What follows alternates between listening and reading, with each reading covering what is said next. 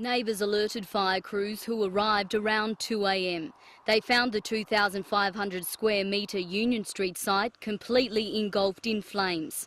Up to 40 firefighters battled for 3 hours to bring the blaze under control. On arrival, there was a hell of a lot of tyres involved, and unfortunately we could not put the tyre fire out. It just spread due to the amount of tyres and intensity of the fire. Tim Chugg has owned Tyre Recycle Tasmania for 7 years and will have to relocate in the short term, expecting it will take at least 4 months to get the site up and running again.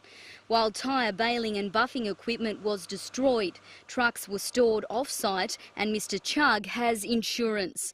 No one was injured in the blaze. Arson has not been ruled out. Fire crews say it could take at least 2 days for the site to cool down enough for fire investigators to determine how the blaze started. The Tasmanian Fire Service has urged residents to take care after a wind change blew large amounts of smoke over the town. At the moment we're just concentrating on trying to make sure that any people with respiratory illnesses, anything like that, stay indoors and protect themselves. There is no risk to waterways in the region, but smoke is expected in the area for the next few days. Shelley Spencer, Win News. The last time Kuehl was in Tasmania, he was a junior competing in a youth international tournament. He's returned a superstar who's yet to play at Aurora Stadium. No, never. So I'm looking forward to it. Should be all good. Thank you. An hour ago, he pulled on the boots and Australia's finest football export looked sharp.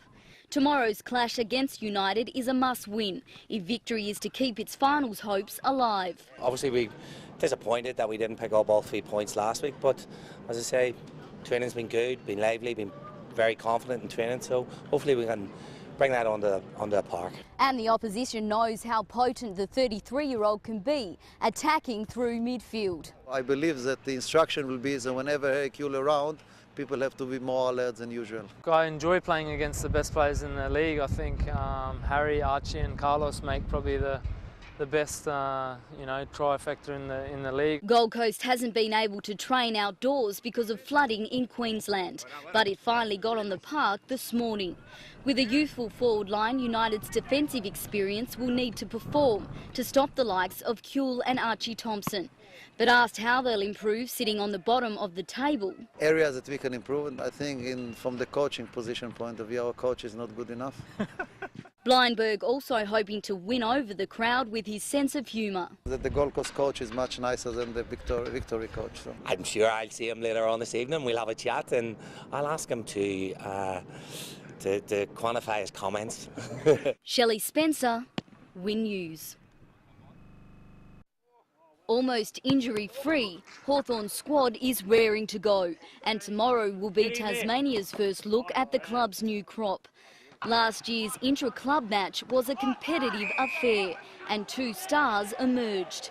Isaac Smith dominated as an explosive ball carrier, and Paul Piopolo impressed selectors on the back line. Isaac Smith and Pure Apollo, or Papa D'Angelo, or whatever his name is, he's another one that's always on fire, so that we're hoping that these guys can keep progressing. And the young draftees will all be hoping to shine against the seasoned performers. It'll be sort of our genuine sort of hit out. I think a few mouth guards have been packed, so the boys are looking forward to really getting out there and having a crack. I dare say that they'll be coming out here tomorrow trying to knock us old fellas off again, so it should be fun. And Gibson says he's happy with the Tasmanian fixtures, expecting tough matches against Fremantle, Gold Coast, North Melbourne and Brisbane. I'm hearing that Jonathan Brown's back to his best, so that's not ideal for me, having to play on that gorilla. If he's up and about, then he's definitely a barometer for them. The club says a healthy rivalry with the Kangaroos will only benefit the state. You want to play in those games where there's a bit of rivalry and there's a bit more on the line, so yeah, I guess time will tell. Shelley Spencer, Win News. Alistair Clarkson's men have had a solid pre-season, and the Hawks coach wants his senior players to have more game time under their belt during this year's NAB Cup campaign. Today's match also a chance to ramp up the competition and test out the young guns in the squad. We've drafted another 3 or 4 really talented young players, and Bradley Hill's a really talented young guy. Jordan Kelly's done some really good stuff in the pre-season, and so's Alec Woodward. And Bradley Hill did not disappoint. The younger brother of Fremantle, Stephen Hill, one of today's best.